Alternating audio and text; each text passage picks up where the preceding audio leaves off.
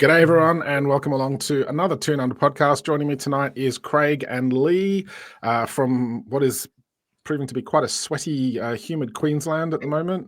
We had huge floods and thunder and lightning storms last night. The Take That concert was abandoned at Surrey.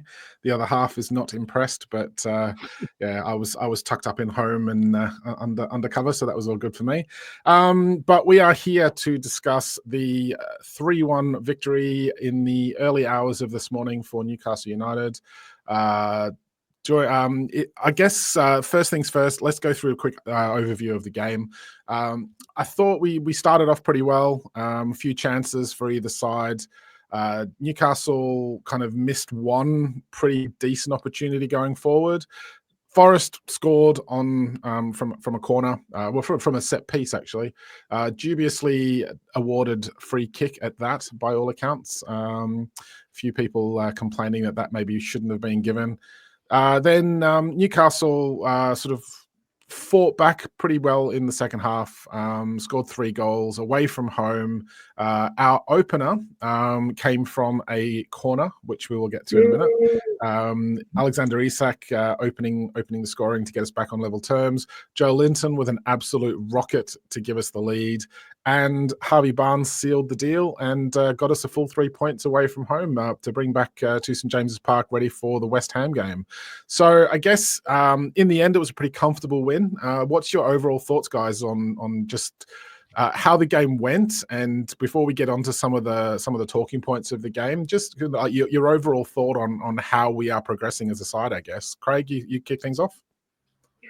Biggest thing is just how much more fit we are over the past few weeks compared to previous. It seems as everything now on the training ground is starting to come together. The team are back to being a cohesive unit, and the press monster is back to a certain degree. It's not quite to the full extent, but it will only press when we absolutely needed to. That game was a very, very good indication of where we're at against probably not the best side in the league on paper, but a very good team in form.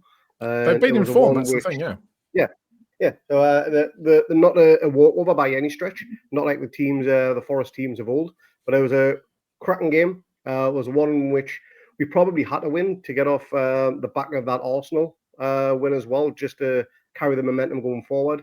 But yeah, it was a cracking game. That second half, we were absolutely dominant, and we pretty much worked through the majority of the first as well. But yeah, thoroughly enjoyed it. Lee? Yeah, I think, it was probably more likely than not that Howe would start with the same team as he played against Arsenal. If you have a good result like that, you kind of tend to want to see if you can take it into the next one. So it was good to see the same lineup. I'm kind of wondering if this is going to be, is this how I'm sort of thinking to myself, is this the team now? Is this the formation? Are these the tactics? Is he going for that whole double up on the wing thing? Is he going to keep playing Willock with Joelinton and Longstaff and Bruno in the middle, who I'm sure I keep hearing people say that they've never lost when he starts that kind of either 3 out of that 4 or 4, which is a pretty good record.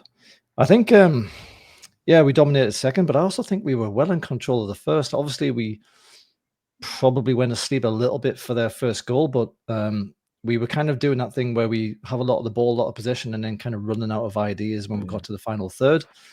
And, going in half-time 1-0, I was thinking, you know what, we are still easily the better team in this first half. I just wasn't sure whether or not we would be able to come out in the second half and make it count, because how many times have we seen those scenarios, when you struggle to get that first goal, because often you get the first goal, then the second one and the third one will follow. It's just that first one that's always difficult, and we sometimes struggle with that. So it was really good to see that they came out and really put them to the sword in the second half. So so overall, very, very happy. I actually thought we'd lose this game, so it shows what I know about things. I expected we'd lose this. We're not great on the road, let's be honest. They've got a very, very good defense. I think it's the second best in the league, or at least it was until we smashed 3 past them.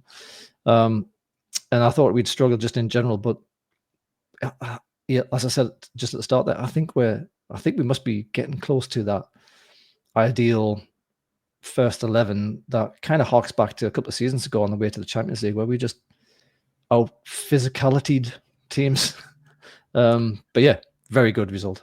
Yeah, I think it was interesting listening to some of Howe's comments in his post-match presser, where he was intimating that there was this feeling that we were playing okay, but we weren't really doing much with it. Kind of like running down like blind alleys and turning back, and he actually brought up a lot of sideways passes and a lot of backwards passes that he wasn't happy about.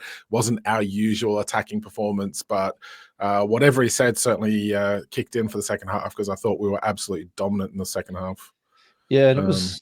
I was sort of mentioning a few times during that first half in our chat there that Gordon just wasn't in that game. He was really struggling to have any impact on the game, you know, and it's kind of heartening sometimes when you see a change happen that you've been kind of looking at and thinking that's something's not right there. And it's heartening to see that, you know, Eddie Howe can see it as well from his vantage point, which is basically, you know, where the ants are. You can. It's amazing you can actually see these things at all. And it was good to see that what they did in game, which wasn't necessarily a tactic that they'd planned on, was to actually move Joe to the right and then put Gordon to the left. And that was, as he said, that was just to try and get Gordon involved. So it was good. It was good management, good decision making, and it was I think probably one of our better performances, if I'm not mistaken. Yeah. So the first goal, Forest scored from a set piece on the right wing, a Langer cross into the box. Beautiful header, really powerful, made a really good run into the box. It was the new Brazilian striker that they just bought, isn't it? That scored. Emilio, I think, so I guess. Yeah. So I guess from my point of view, I'm curious to know what you guys think, because to me, it's one of those goals where the ball was literally put in exactly the right spot. The attacker made a perfect run, didn't have to do a lot with it. Our defenders were kind of marking zonal areas, I thought, which I always feel a little bit worried about, because it does leave it open to that, you know, a good run into the box, nobody tracks him, and then suddenly you're hoping the ball's in the right area rather than you following the ball into the area. Do you guys think we could have done more for the defending on that goal, or do you just chalk that off as, look, sometimes it's just a good set piece move, and we were undone by the skill on the play? I do think we should have done better. The defending was like statues who were just standing there. There was no actual movement, no physicality where you're trying to push a player out the way, maybe just to get them off balance, whatever it would be. But full credit to Forest for the header, because it was a cracking header. Down low into the bottom corner. Pope stood no chance. But yeah, in terms of the physicality in the box for that, there definitely wasn't any, which is something we're normally quite good at, just by throwing a weight around and just trying to put a few people off. But it just wasn't there for this corner, which to be for this free kick, sorry. But obviously that free kick came from, it was Willock, I believe, which was then from the corner, which should never have been. So that passage of play should never have happened in the first place. I know we're going to talk about the refs and everything later on, but that was a call which was easy to see, in my opinion. The linesman should have called that correct to begin with. Should have given a goal kick rather than the corner. But yeah, defending should have been better. Should have been a bit more physical, in my opinion. Yeah, no, that's fair enough. Actually, it's all right. I mean, I'd like to see somebody block those runs. Are you on board with that, Lee? Like, well, great delivery, but just, you know, block the run. You shouldn't get an easy run into the box like that. Yeah, maybe. I mean, obviously, it shouldn't have been given anyway in the first place from the initial corner. Whether the linesman was blindsided, I'm not exactly sure, because it was kind of very fast moving, very close together, and was just almost on the touchline, wasn't it? And it was kind of just a little ricochet. So you sometimes get them, you sometimes don't. The whole physicality side of things in the middle, one of the things I read, heard, watched, I can't remember what it was, but somebody pointed out that Dan Burn, it might be in Sky, Dan Burn was at the back stick. He wasn't in the middle, which is his position. He was at the back. It was almost like we were taking the free kick and he was waiting to do the nod in at the far post thing that sometimes was working a few seasons ago. So had he have been in the middle, you kind of would have thought he would have done probably better than what actually we did, because I think it was Isak was kind of in that rough area of space. He was, and he was watching the ball coming in. He wasn't watching who was in front of him heading towards goal. So if that positioning was wrong for whatever reason, maybe Dan Burn was man marking someone. If that was the reason why, he might have been marking Chris Wood. He was quite a tall lad. So he might have been pulled out of position, and then that's allowed that kind of space to run in on and knock it in. But I mean, give them the credit. That was a pinpoint cross. It was an absolute bullet header from Murillo, I think it was, and he had a pretty good game in general. Probably the whole pulling burnout position allowed that to happen. It's just one of those things. No. Look, it happens. It happens. This is why people practice on the training ground with their free kicks. And for the first time this season, we scored from a corner. We've had plenty of practice. We have had our fair share of corners and done absolutely nothing with them all season. But we finally put one in the back of the net from it. Not the most convincing, considering I had to go in off the post. But Isak got us back into the game. But Lee, what did you make of the set piece, and what have you made in terms of our set pieces, like just in general this season? Well, they've been a bit shit. Let's be honest. I don't know that we have a set piece specialist. No. Did someone mention it was old varnish skin? Tyndall just takes it. Like, I think they just share it amongst themselves. Yeah. See, in this modern day and age, you can kind of, I think you can probably make an argument to say it's such an essential part of every game that it deserves to have some time and attention spent on it by somebody who is kind of a specialist in that area. And I don't know whether it would make that much difference in the end. It could be just down to personnel. It could be, the lack of quality in the deliveries. You saw Tonali in this game take a free kick and it just went twatting into the first bloke. And it's like, dude, you're an Italian international. You've got a foot like a wand. How the fuck have you just hit that into the first guy? Like, I can get it over the first bloke. It's probably the easiest part of anything you're trying to do is just get it a bit high. How can you do that? So if it's not training, it's probably just the personnel, or it's tired legs or tired minds, all those sort of things combined. But I would say that to say that it was a bit of a scrappy goal and lucky off the post, I think it's a bit of a disservice to Big Dog. I thought he took the chance quite well, to be honest. He did. I mean, it kind of falls to him a little bit unexpectedly. It's a bit of a pinball kind of bouncing around thing. It finally finds him, and then he has that composure to see just the corner. He can only see the corner because he's crowded out in every other direction, and he's still got the composure and the wherewithal to hit it exactly where it needs to go in. And he does it and he peels away. And it's the other thing about that is that, did you see Dan Burn? It looked like he was going to throttle him when he scored that goal. It looked like he was going to rip his head off. He was like, fucking, but serious face, like he was going to Blythe smash him or something. I don't know what that was about, but I think it was a good finish in the end, especially how quick it came to him. He's just an amazing striker. But that is actually 4 goals. That's 4 goals in 4 games for Isak now. Finding a bit of form now, Craig, do you reckon? Oh, absolutely. That's why I was talking about him coming off towards the back end of the game earlier on in our chat. Yeah. Just to purely protect him, because he's in form right now. And the last thing we need is him to pick up just a little niggle injury, purely in the fact that he's playing too much. You ran around like a man possessed today. He was absolutely on fire, and he ran himself into the ground. I do think when he's on form, we are a force to be reckoned with in the league. And he is probably one of the best strikers in world football.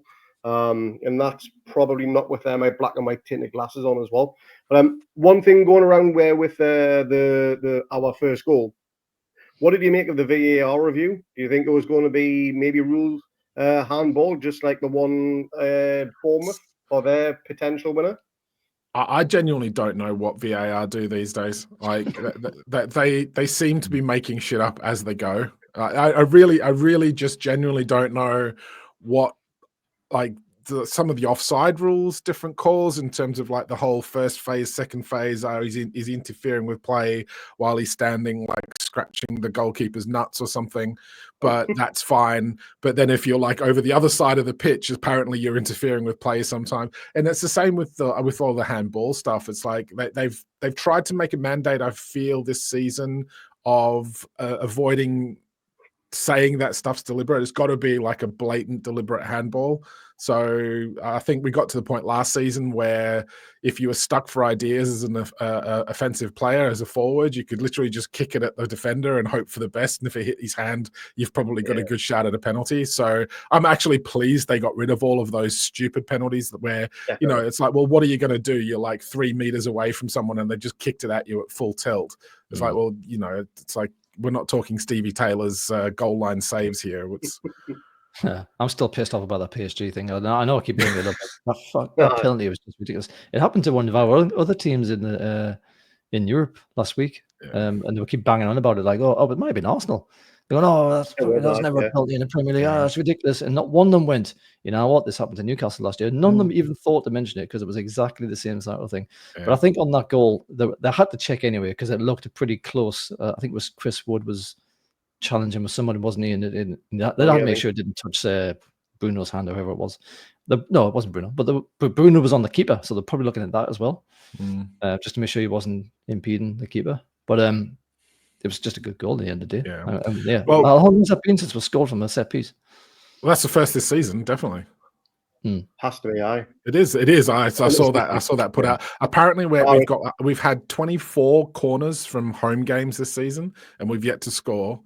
That's just laughable statistics. We've had so many corners this season and have yet to really showcase that we can do anything from them. So hopefully that's the starter for a few. But before we get on to the goal that sort of put us in the lead, before that we had a couple of decent chances, a few half chances, scuffed a few.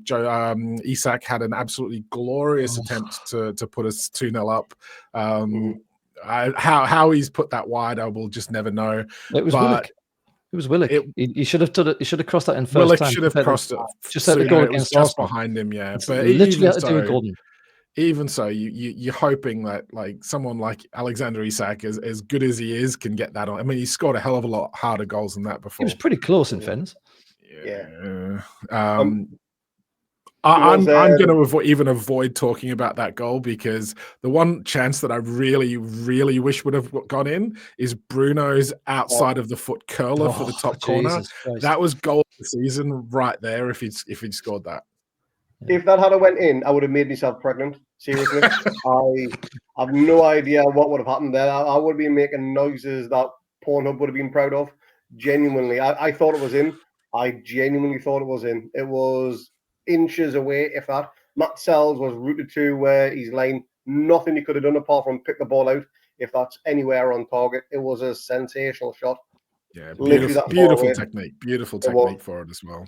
It would have been one of those. I think the commentators were halfway through their Mexican goal because they were basically orgasming as he kind of shaped up to that, and it was only about a foot away or something, wasn't it? Yeah. So I guess the second goal for us. Big Joe on the marks again. I'm gonna pull this graphic up now that Lee put together. So apologies for anyone that is listening on audio. But absolutely cracking goal. Pulls in on his left, puts it past the keeper into the far corner.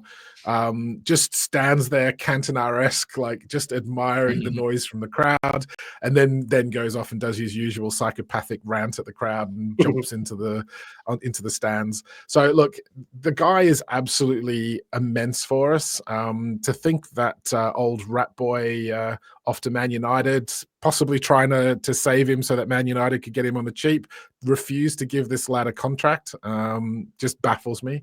But look at the heat map or the touch map here. Lee, you can walk us through this, but it shows the effort and the range of his game. And as Eddie Howe said in the post-match presser, like he's just willing to do anything that the team asks him to do. Yes, just for the record, I didn't put that together. Craig found it somewhere. Someone stole it from somewhere. You put the slides together. I'm giving you some credit for that. It was Craig. Craig. Apologies, Craig. You should have just taken that. You can see that most of his influence ended up being on the right-hand side, and that's actually because of the switch from the left where he initially started. I think what's impressive about just that in general is that when we were playing Arsenal, we were rightly lauding the work that Lewis Hall was doing. I thought he was excellent. But today I thought he was just equally as good, if not even slightly better. His all-round gameplay is coming on leaps and bounds. It seems like every other game he's kind of doubled in ability or something. It's crazy to watch him develop in real time. But it's interesting that we continued to do well even after Joelinton had moved to the other side of the pitch.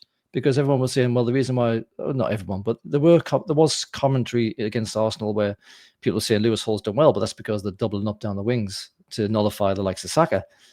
And yes, we did, absolutely. And maybe it's because they didn't have that similar threat at Forest that it didn't count so much. But with a wily character like Elanga, as kind of ASM dog shitty, unreliable as he is, he still has pace to burn. He still has a touch on him. He can, even just through chaos ball, can probably make something happen.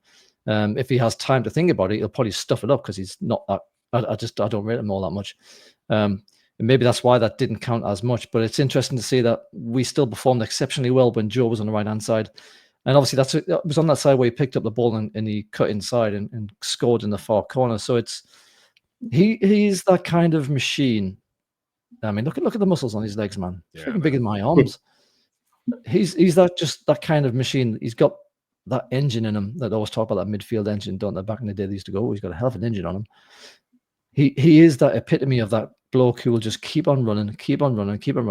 He must be obviously enjoying his life. He must be enjoying the team. He must be enjoying. You can see that in his interviews after the game. He's just loving life. He just wants to play for us, wants to win something for us.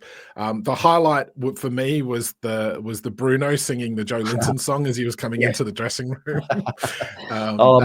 Those two just absolutely love each other, and it's absolutely brilliant to have at the club. But I mean, I saw on social media today that there was someone saying, it's like, oh look, Joelinton, he plays central midfield, he plays left wing, he plays right wing, he plays striker, and I'm like, well, hold on a bit with the striker thing. I still remember him like kicking the ball in his own head with an open goal bearing on him. But he's really versatile, and I think it's because he just works so hard. I mean, Craig, you let us know, but I just feel he puts the team first no matter what. He will do anything that's asked of him, and he will give 110% every time he goes anywhere on that pitch. Absolutely, yes. I mean, if you think last season with the injury crisis we had, if Howe had asked him to play in goal, you'd think you put the jersey on without question. He'd go in there and he'd probably put in a hell of a shift now.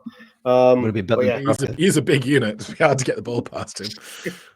He probably comes off his line quicker than Dubs, that's for sure. But he was an absolute workhorse in that game. And like I say, he will give blood, sweat and tears for this team. His career obviously got off to a shaky start. I think that's pretty much a given. Everybody well acknowledges that. He switched to midfield thanks to Kieran Clark in that infamous Norwich game. Changed his career and ultimately saved his Newcastle career as well. And now he is probably one of the most dominant box-to-box midfielders in the Premier League, I would say.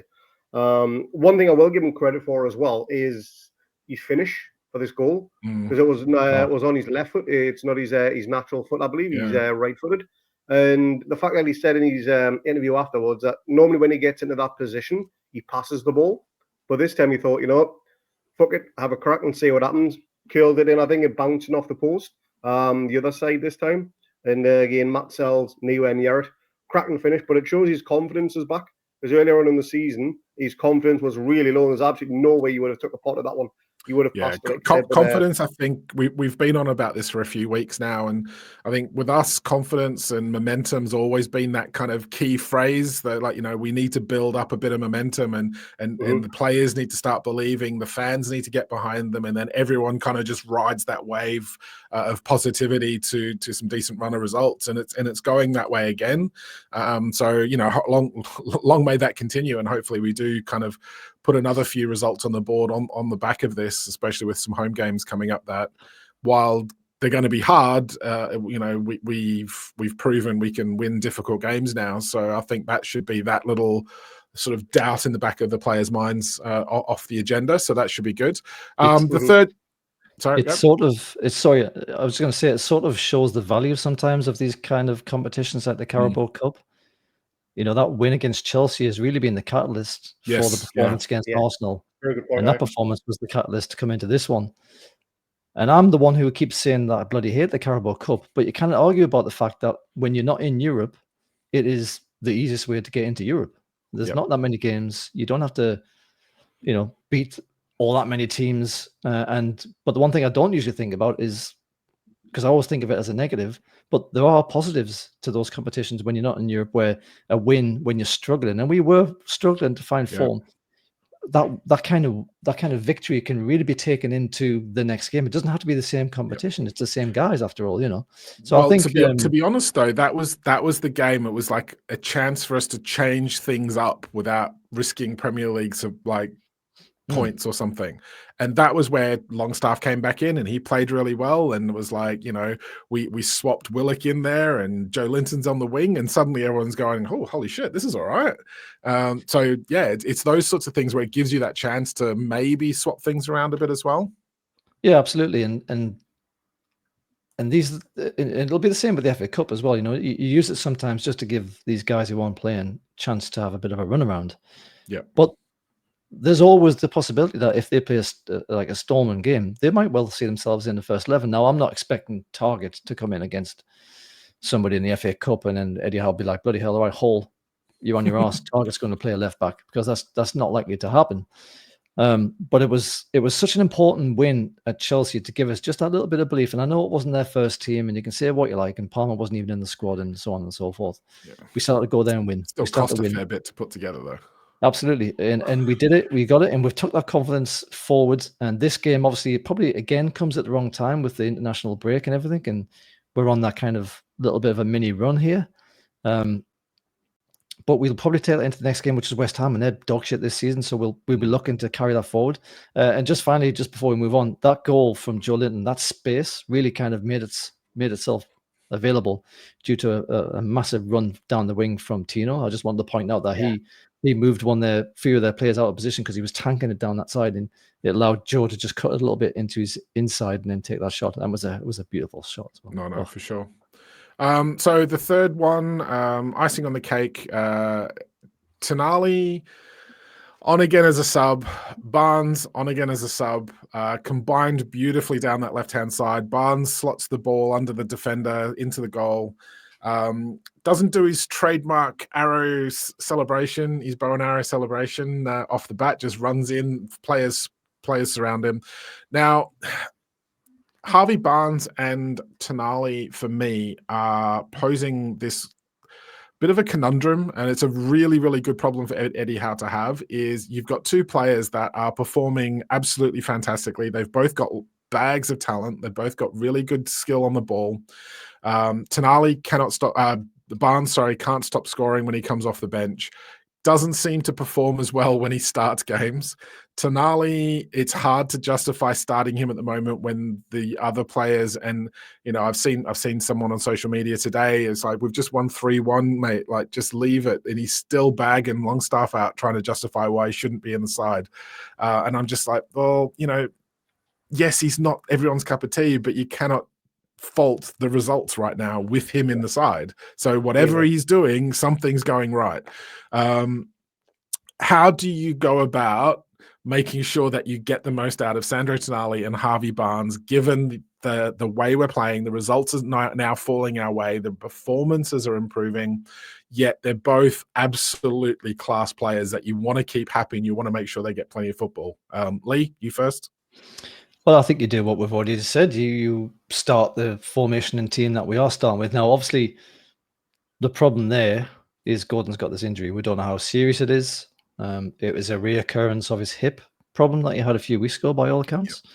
I haven't seen any information about how bad that is or what the timeout might be. So I would have said, if that didn't happen, I would have said, you just keep on doing what you're doing. You play these guys, you bring them in as fresh legs when it's most opportune time to do it, when the defenses are getting tired. You bring in these guys, because Tonali's not slow. We know Barnes is rapid. Barnes has got one goal in him, and it's always that same goal on his right foot, and he just rifles it in the far corner. This one's got a lucky deflection, frankly. I mean, it was probably not going to go in if it had actually got around the player. But the combination of Ando and whoever the fullback was kind of, got a slight touch and a cut inside the near post instead. But I think, so it's either a combination of you do this you don't change things when it works. So you stick to what you're doing here as long as you have the personnel. And again, we don't know about Gordon, but let's assume Gordon's fine. You stick to what you're doing. You keep using that formation and those tactics as long as it makes sense for the opposition and as long as it's working. And then when it comes to the cup competitions, you play the other guys. If they need minutes in the legs, that's, you can start them. And I think that is probably all you can do, really. I don't want to see us forcing changes. That's the thing. That's something you just do not want to do. You do not want to force changes into a winning team. Yeah. So I think they just have to wait. By the time maybe Barnes starts now because Gordon's done his hip. Who knows? And that won't be as effective as you were mentioning there. He's far more effective as a super sub. But it is what it is, and we'll just have to see how that goes. But otherwise, I would stick to what we're doing. Don't change it when it's bloody working a treat. No, for sure. Craig, given Barnes is so one-dimensional with his shots and his play, he always has the same move. He doesn't, as far as I can tell, he has no other move in his locker. But how is he able to get space when everyone should know that that's the only thing he's going to do? How does he still manage to get the space and get the shots on goal? I don't know. It's like FIFA on like easy mode, isn't it? All you need to do is cut it back, cross a player, and you get a free tapping effectively. It always happens. It always works, and you always guarantee to get a goal pretty much. I don't get it. He's a player who is high profile. He's done that for years. He'd done it with Leicester, season after season after season. He'd done it a few times with us last season. Bear in mind, he was injured for the majority of it. He's done it 2 or 3 times this season already. You got that absolute banger and winner against Wolves, which everyone knew what was happening. You could sense that an absolute mile off. I could tell you 24 hours before that game what move Harvey Barnes is going to do if he gets on the pitch and where he's going to place it. Everyone knows it's going to happen, but no one knows when it's going to happen. Yeah. That's the absolute. That's a problem you've got there. His skill, and I think his disguise of the way he shifts the ball as well is fantastic. He can have it right in front of him, and before you know it, he shifted it to the right, and then he's curled one in the top corner, or he's put it in the bottom corner, whichever. But he's quick feet, and his disguise of that shift is quick feet for sure. I don't think he has a big wind up for the shots either, though. He's very sort of compact in terms of getting the shot off without really, as you said, without telegraphing that to the defenders as much. So they're not, they know it's coming, but as you said, they don't know when. So what I will say is that touch in the lead up from Barnes, where he's kind of he's back to, was it Bruno? He receives the ball really hot. He's kind of thinking, I think he's maybe semi-leaping or something, and he does that kind of back heel little mule kick thing to get the move started, and then he has the pace to continue his run. The whole close contact. I mean, I'll before we get onto the referee and stuff like that.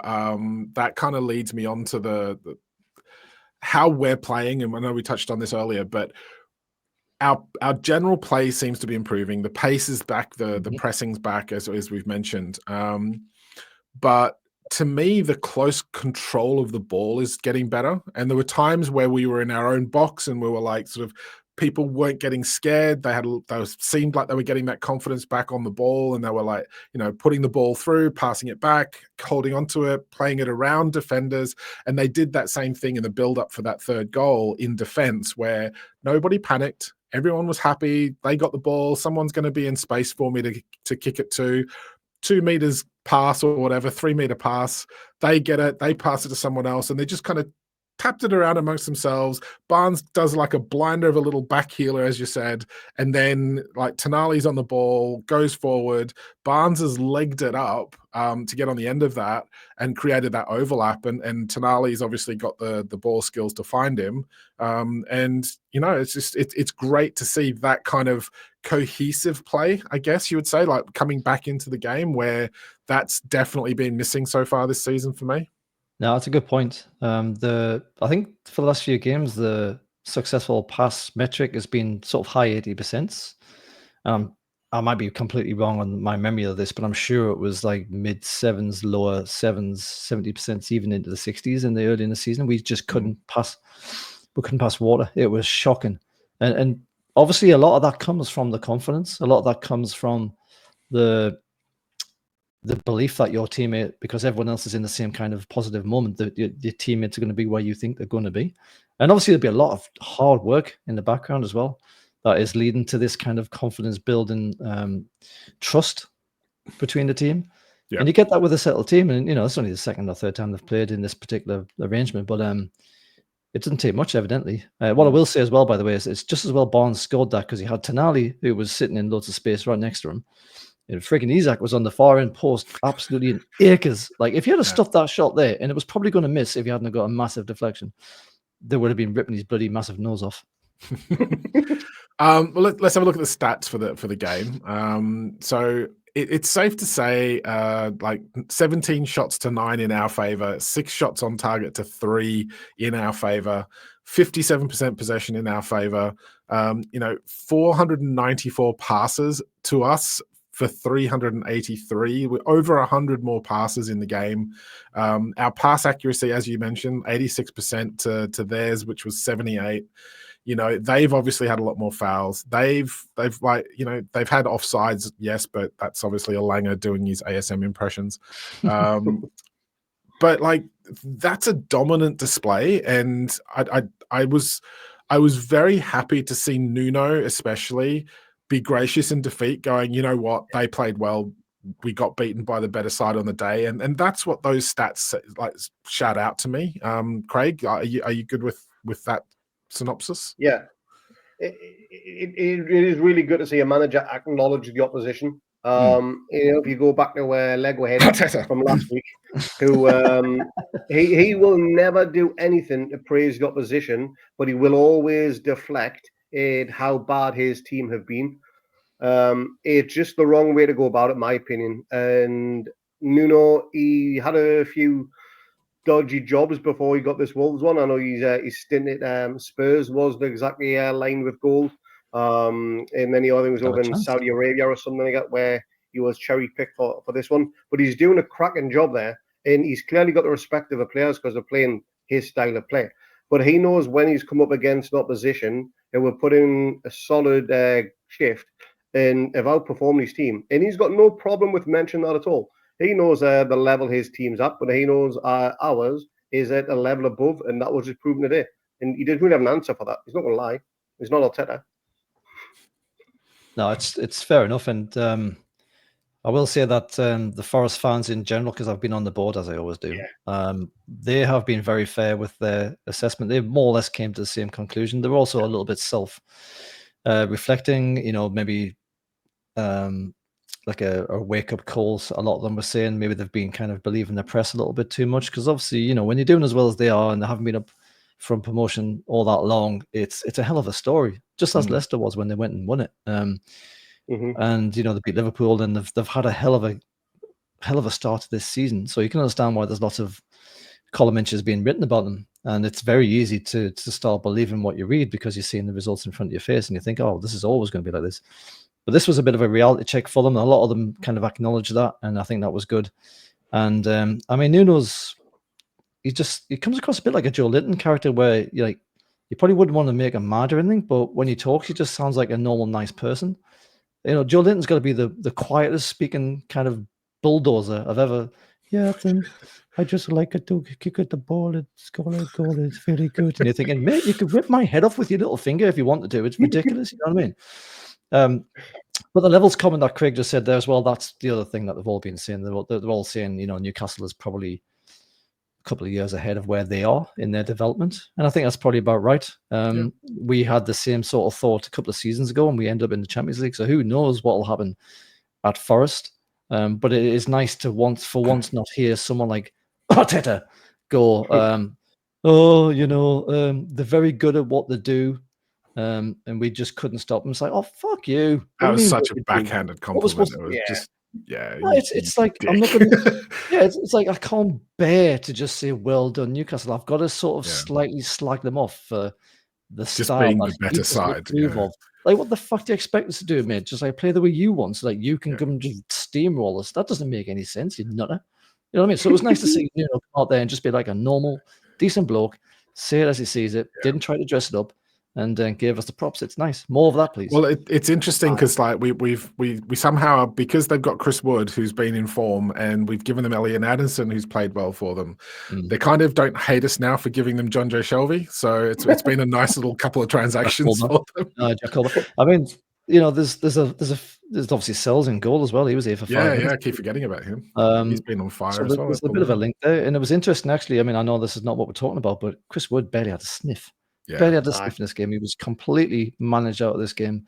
And we and partly managed and partly because we made them play the way we wanted to. We actually beat them the way they've been beating other teams this season. That's what Nuno said in his press conference. Yeah, which was good. So it's all just really nice, but it's just nice for once to kind of get those props. Eddie Howe is always gracious. I don't see why anyone else can't be. Yeah, so is Pep. Yeah, Pep loves this man.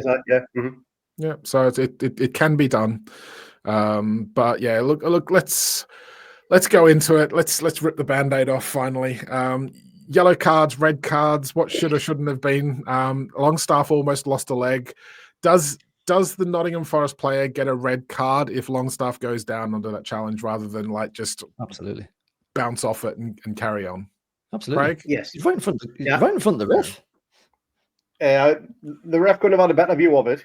If Longstaff goes down, as you mentioned, he's at least going to go to the monitor, I reckon, if he doesn't call it there and then. And he is then going to walk. I think that is too obvious. Yates, he is not a footballer, he's a thug. I don't understand why he's got the captain's armband or anything. If he's just going around kicking lumps out of people and elbowing people in the head as well. He was the one that elbowed Tino as well, wasn't it? He is, yeah. So he just went around kicking lumps of shit out of everybody. It didn't work because we came away with the result at the end. So whether it was a shit intimidation tactic from himself, who knows? But yeah, you're not going to intimidate Bruno and Joelinton, let's be definitely fair. A red. If you look at the slow-mo of the elbow on Tino, you can see he has a little glance over at Tino, whether it's just to make sure he is there or whether he isn't or not. But he leans over, has a look over his shoulder, and then throws the elbow. And there's definite contact because there's blood coming from his mouth. So it's not as if he's just given him a little kiss or anything like that. He's definitely flung his elbow. And Callum Hudson-Odoi as well. How the fuck didn't he get a yellow card for exactly the same infringement what Dan Byrne done about 5 minutes beforehand when he took Willock down? I was raging at that one. That was exactly the same, if not in a more dangerous position. Oh no, it was Tino, sorry, wasn't it? He brought Tino down on the edge of the box. Tino would have been through, then he could have squared it off, he could have tapped in, who knows? But that ref had a friggin' shocker. Absolute shocker. One of the worst refereeing performances. So Craig's on the fence. Lee, do you think but do you not see this as a blatant failure of what VAR should be doing? Because surely it shouldn't be about the player falling to the ground to get a free kick that is that blatant, to get a card for something that is that blatant. Don't get me started on VAR because I cannot keep up with what the hell they are doing. You just said it earlier on. I can't keep up with exactly what they are and aren't doing. And I mean literally, like, I don't know what the rules are from one season to the next. From one game to the next. I should know this, really, but the thing that confuses me as much as anything is that when Tino takes a head injury, the ref doesn't stop the play at any time to make sure he's all right. He's on the ground with a bust lip, and how come nobody in VAR is going, there's blood, there's claret there? If it's a head injury, it's meant to be stopped, though, isn't it? Stop the fucking game. So why can't the VAR just advise from all the million camera angles I've got to say, ref, you've missed one here. I'm not saying you have to give a free kick or whatever else. You don't necessarily have to do that, but they can say, look, there's a player that's got a head injury. By the rules of the game, we need to stop this. It's, it could be serious. Who knows? It could have concussion. We don't know. That's why the rules are there. And that doesn't get spoken about. Longy, the one is weird because he goes down easier than prostitute's underpants. Like he goes down as easy as Bruno most of the time, and yet when he gets clattered, obviously the clattering when you need him to go down, when he deserves to be able to go right, okay, I felt that one. He obviously saw the play in front of him, and he wanted to play the advantage, and we did get a pretty good advantage of it. It didn't come when they did it, but I don't think the referee went back to that instant to Yates and said, right, I'm going to give you a yellow because that was dangerous. He didn't do it. I'm not sure he got a yellow. I don't even think he got a yellow card for it. He did because it was the biggest cheer from the away crowd all game. But it was after about five of these kind of things from Yates. And again, to the credit of the Forest people that I was reading, the comments that they were saying like, this is kind of how he is. He's not. If he's not kicking shit out of somebody to dominate the midfield, he's not doing anything at all. But because we dominated the midfield, all he could do was kick shit out of people and then not do anything else. So he shouldn't have been on the pitch. I mean, there's you could argue whether Dan Byrne should have been off for 2 offences and those sort of things, but they were more edge cases than the things that Yes was getting away with. And I think all I can again, think the Dan Burn one must just be home advantage, because that's all I can think of. Well, the Dan Burn one was interesting because he wouldn't have got the first yellow card had the play been stopped for the foul in the first place that the Forest player did. So This is it. Well, that he's was only another had to kind of where yeah. Had the ref spotted the touch from the player, we wouldn't have had the set piece, then wouldn't have had the free kick, and there would have been a goal. Same as this, if the referee had been advised by people who are VAR, and I'm sure this happened a few seasons ago where the VAR told them stop the game because there's been a head injury. I think it was Liverpool against Arsenal or someone like that, and it was a massive uproar. But people were saying that's what VAR should be doing. It should be telling you that there's been a head injury. So why the fuck isn't it? No. I don't know. There's literally blood. At this point, I don't even think it's deliberate. I think it's just pure and utter incompetence. They're meant to be addressing this every season. Every close season, they're meant to be going, right, we're going to address the incompetence. And yet, first week of the season, you get like 5 other examples of the incompetence. It's like, what do we need to do here? Do we need to do particular specific VAR only training for ex-pros to make sure that we get correct calls? I don't know, man. Anyway, we've all had a rant. We've had a bit of a vent. It's always nice to do that on a Monday. And this is from a win as well. So, so who knows how long this would have gone on for had we lost the game. Look, I think it's safe to say that I want to finish on a little bit of a positive note here after the VAR crap. Let's have a look at the table, because this is some very nice reading indeed for us at the moment. Despite what has been claimed to be a rocky shit start to the season, and Eddie Howe should have lost his job already, we now found ourselves after 11 games. Remember that 11 games, people? It's not even halfway through the season yet. We are sat on 18 points, and we are 3 points off third spot in the table. Eddie Howe, get your finger out, mate. You're doing a shit job. It's one of those leagues, isn't it, this year again, where it's going to be exceptionally tight until it's very tight, until maybe after, well, not even after Christmas, because we're almost there. Maybe sometime in February, where the injuries and so on kind of start to cost these teams wins. Like you can see Spurs losing against Ipswich. You can see Villa's dropping points now. I think it was, but I mean that's not that unexpected. But you can see how they're losing in Europe as well, and I think they're going to probably experience the same situation we had, where it's just too many games. You get too many injuries. You can't maintain it when you've got a normal squad. You've got to have a Man City, Chelsea squad to kind of handle these things, and you're not allowed to, because the fuckers won't let us spend our money. So they're going to end up just doing the same thing we did, probably, unless something changes and quick. But there's like half that table are like 2 wins away from being. It's so tight up the top half.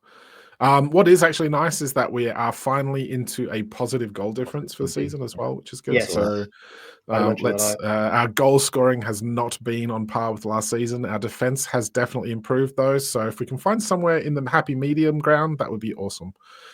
And the last point I want to touch on here is moving on to kind of a little. We'll do obviously, I'm sure one of us or someone in the group will do a preview pod for the West Ham game. We've got the international break coming up anyway, so that'll be on the horizon. Just a quick look ahead to that game though. We had some very good news. Sven Botman posted on his Instagram that he's back in training. Eddie Howe telling porkies again in his media press conferences. But yeah, Botman's back training. That is a very nice sight indeed.